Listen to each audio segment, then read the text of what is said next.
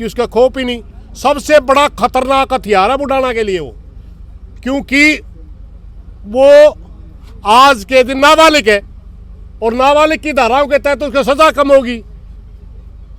वो तो आगे आने वाले टाइम में और घना सिद्ध है। एक और बात मैं आप लोगों के माध्यम से पूछना चाहता हूं प्रशासन से, जब मुख्य दोषी आया उसके खून के छींटे थे उसके कपड़ों पे, उसकी मां ने वो कपड़े फूंक दिए।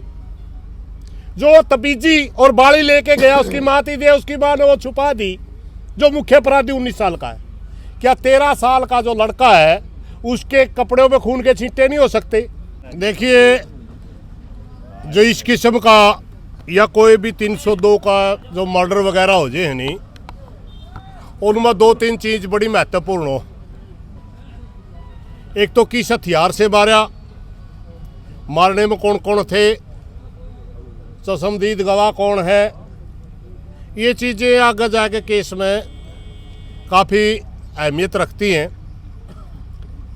जो मुख्य मुलजिम पकड़ा गया उसके सामने, पुलिस के सामने उसने बयान दिया कि मैंने जिस वेपन से कृष्णा की हत्या करी वो दांत इस तालाब में फेंक रखा।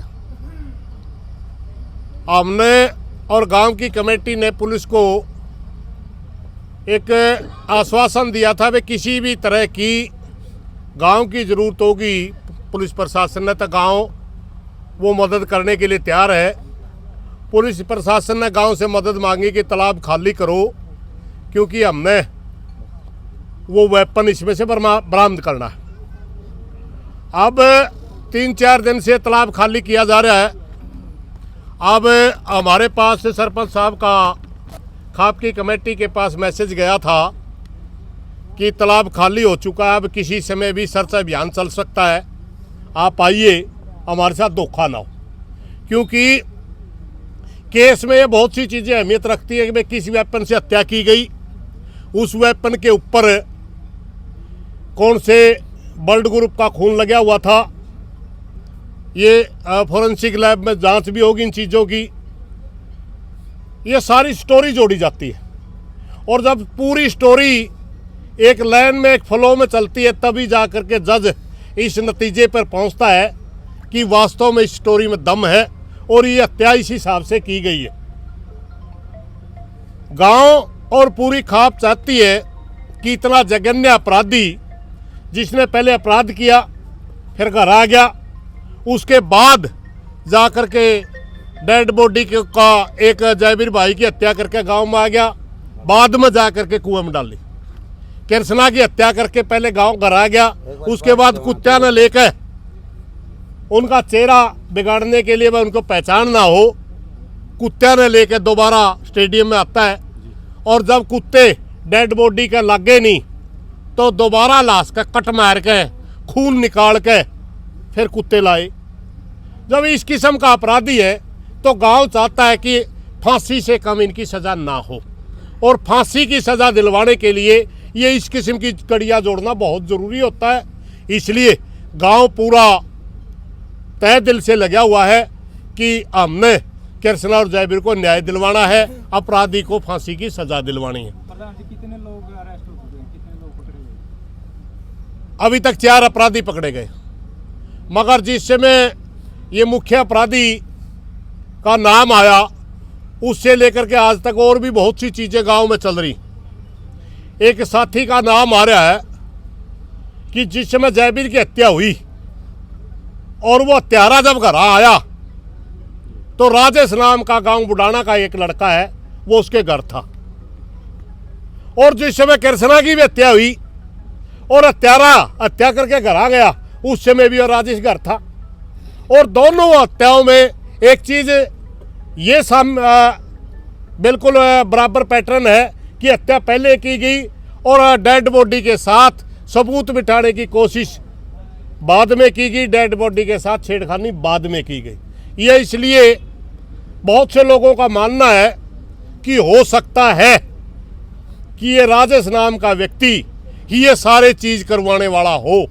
इसलिए पूरा गांव उसको शामिल तफ्तीश चाहता है, पूरा गांव चाहता है इसकी इंक्वायरी हो, इसके फ़ोन वगैरह जो ये ले रहा है इसके सारे फ़ोन वगैरह चेक हो। ये कब था, कहाँ था। तीसरी ओर इसने एक घटना करी, जब ये मुख्य अपराधी पुलिस ने उठाया, तुरंत पुलिस में फ़ोन करता है कि ये आपने गलत आदमी उठा लिया, ये निर्दोष है। पुलिस वाला जिसके पास उसने फ़ोन किया वो कहता है भाई तो गांव वाला ने कहा क्या भाई, चाहे पुलिस का कोई आदमी मिलो, गांव का कोई आदमी मिलो, कोई बीच में इंटरफेयर नहीं करेगा, तो यूँ इसकी तफ्तीश होगी। और जब वो उसने कबूल कर लिया तो वो पुलिस का अफसर उसने कहा रहे तू कहता निर्दोष है, इसने तो सारी मान ली, फिर कहता मैं जीरी काट रहा हूँ। यानी उसकी एक्टिविटी बिल्कुल संदिग्ध है।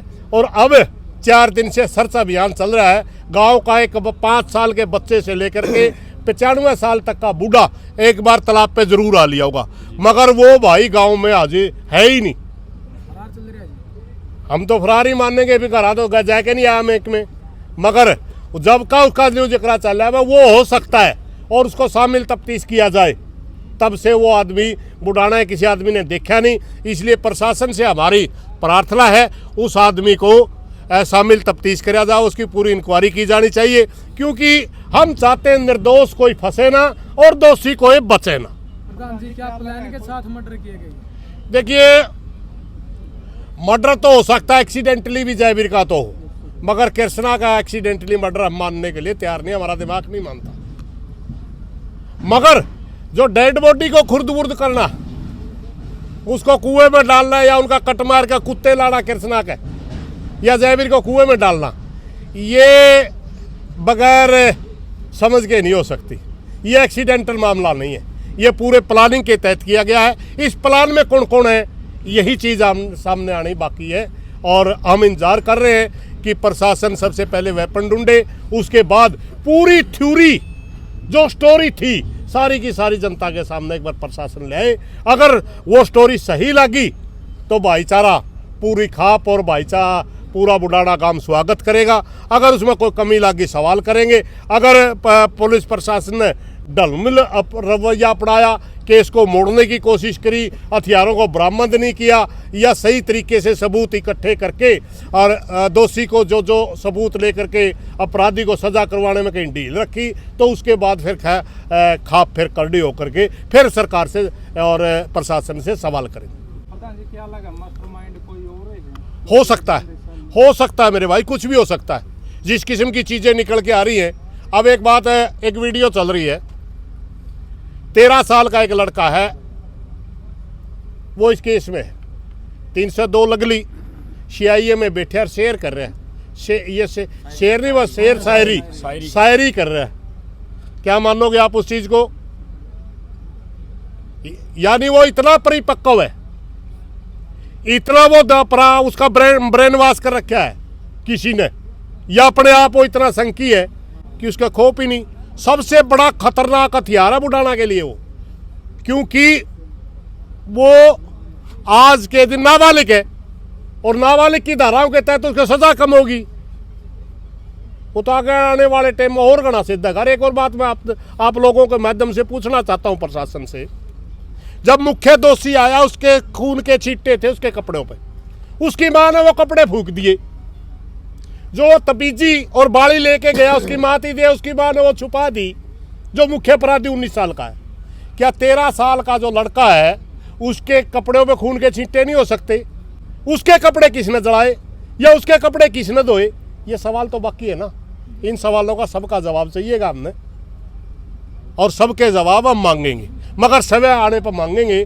अभी कल 13वीं होगी कृष्णा की, 13वीं के बाद हम दोबारा रिव्यू मीटिंग करेंगे। सारी गांव के लोग हमारे को जिस मौका भी उचित माहौल समझेंगे मीटिंग बुलाएंगे, खाप के मेन आदमी आएंगे और इन सारे फैक्टों के ऊपर चर्चा करेंगे, और जो चीज़ें रह रही होंगी हम प्रशासन से मांग करेंगे। अगर प्रशासन हमारी सुनेगा ठीक, वरना भाई हमने तो सारी जिंदगी संघर्ष में औरतों को भाषा नहीं जान दे। हम तो न्याय मांगने वाले लोग हैं, अगर न्याय मिल जाए स्वागत करांगे, न्याय नहीं मिलेगा तो संघर्ष करांगे। प्रधान जी, जो मुख्य आरोपी आपने बताया उनका परिवार का सदस्य कोई पुलिस के द्वारा उठाया गया? भाई हमारे को तो सूचना 4 आदमी हैं इसमें। मुख्य आरोपी है एक को हम मुख्य आरोपी मान सकते हैं, मगर आप आरोपी तो सभी है। एक बात बताइए आप, जो जिसने कपड़े जला दिए, टू मंदिर रख ली, क्या वो अपराधी नहीं है? जो 10-11 दिन से उसके बच्चे हत्या कर रहे हैं, और वो गांव में बिल्कुल चुप है। उसका बाप कमेटी का मेंबर बन गया आके। कमेटी न्याय दिलवाने के लिए बन रही है, और वो अपराधी का पिता न्याय दिलवाने वाली कमेटी का मेंबर बन गया। इतना गांव को गुमराह कर रहा, क्या वो अपराधी नहीं है? ये सारे के सारे अपराधी हैं मेरे भाई। एक मुख्य अपराधी मान लिया यहाँ पे, बाकी सारे अपराधी हैं। और ये सारे के सारे ने ये बाद में चीज़ें छुपाने के लिए पूरी मेहनत करी है। गांव को गुमराह भी किया गया है, और यहाँ तक कोशिश की गई है कि जयवीर के परिवार को ही, जयवीर के मर्डर में जयवीर के परिवार को ही ब्लेम करके पकड़वा दिया जाए। बाकी तुम दिशा घुमा दो पुलिस की, और तुम सारे के सारे बच जाओगे। बहुत कोशिशें करी गई इसमें। प्रधान जी, जैसे कि मतलब राजेश का नाम आई, राजेश कौन है? ये राजेश, ये जो लड़के हैं जो मुख्य अपराधी है, इसका बिल्कुल क्लोज का साथी है। इसका सारी सुख दुख का साथी है, हर चीज़ इसके साथ ये शेयर करता है। इस राजेश का ही नाम आ रहा है कि जयवीर की हत्या करके जब हत्यारा घर आवे, ये राजेश ही घर मिलता है। और कृष्णा की हत्या करके भी जब आवे, जब राजेश ही मिलता है। और जब ये मुख्य अपराधी गिरफ्तार होता है तो राजेश ही थाने में फोन करता है। तो इसको ही मास्टरमाइंड माना जा रहा है गांव के अंदर। इसीलिए हम प्रशासन से प्रार्थना कर रहे हैं कि इसको शामिल तफ्तीश करो, पता लगाओ इसका कितना दोष है, और फिर गांव को बताओ भाई इसका इतना दोष है। प्रधान जी, कल मीटिंग है तो भाईचारे की होगी, प्रशासन के साथ होगी? नहीं, कल मीटिंग नहीं हमारी, कल तिरामी है, कृष्णा की तिरामी है। तिरामी के बाद मीटिंग होगी, वो गांव की कमेटी तय करेगी। ये गांव पे हमने छोड़ रखा है। गांव की कमेटी जब भी खाप को बुलाएगी, खाप 24 घंटे हाजिर है। हम अभी भी गांव के बुलावे पर आए हुए हैं। गांव के सरपंच ने कहा, गांव के सरपंच ने हमारे को टेलीफोन किया था, हमारे प्रधान को, कि आप आइए, तालाब खाली हो गया, कभी भी सर्च अभियान चल सकता है। सर्च अभियान में आप हमारे साथ रहिए, हमारे साथ धोखा ना हो, इसलिए हम यहाँ आए हुए हैं। और जब भी गांव की कमेटी बुलाएगी हम तुरंत हाजिर होंगे। पहले भी गांव के बुलावे पाए थे, पहले संघर्ष में भी, अब भी गांव के बुलावे पा रहे, आगे भी गांव जब बुलाएगा हम 24 घंटे तैयार रहेंगे। प्रधान जी, जैसे कि मतलब उसको बार बार पुलिस यहाँ पे लेके आ रही है, और उसके चेहरे पे मतलब 1% भी डर और शर्म की बात नहीं है, मतलब उसके चेहरे पे स्माइल है, तो उसके बारे में आपको क्या लगता है कि उसका ब्रेन वॉश किया हुआ भाई जी? उस लड़के का। देखिए, एक बात बताऊं, ये छोटी बातें नहीं होती। एक आतंकवादी का उदाहरण इसमें सबसे फिट बैठेगा। एक आतंकवादी अपनी छाती पर बम डाल के दूसरे लोगों को मारने के लिए तैयार हो जाता है। उसको किस तरह तैयार किया जाता है? बार बार किसी एक टॉपिक के ऊपर गणना भर दी जाती है। इस लड़के को बिल्कुल तैयार किया हुआ अपराधी है। ये अपनी बुद्धि से सोचता ही नहीं, ये किसी दूसरे के कहने पे बिल्कुल ब्रेन वॉश इसका हो रहा था।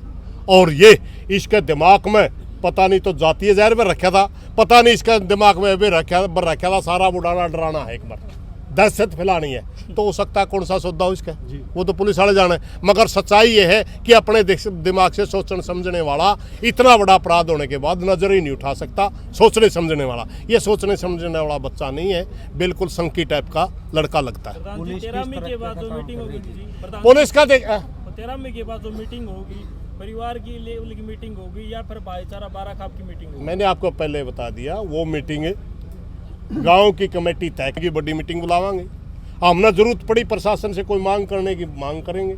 हमने जरूरत पड़ी भाई सारा मुद्दा हो जे मान लो, तो हमने जरूरत पड़ी स्वागत करने की स्वागत कराएंगे, वो मौका भी देखा जाए। जनता का एक बहुत बड़ा सवाल है जो काफी बार कमेंट में आने लग रहा है, सर भाई SC एक्ट का है, मतलब ये परिवार बार बार फायदा उठाने लग रहा था, तो यही है मौके पे, तो मतलब SC एक्ट का कहीं ना कहीं दुरुपयोग होने लग रहा है। और एक साथ ही कमेंट इस चीज में हम इसके साथ जोड़ना चाहेंगे, ठीक है, वो भविष्य होगा। इसमें 36 बिरादरी की कमेटी, 36 बिरादरी के लोग, 36 बिरादरी के भाई इसमें सिर्फ न्याय चाहते हैं। उन कंट्रोवर्सियों में हम बढ़ना नहीं चाहते।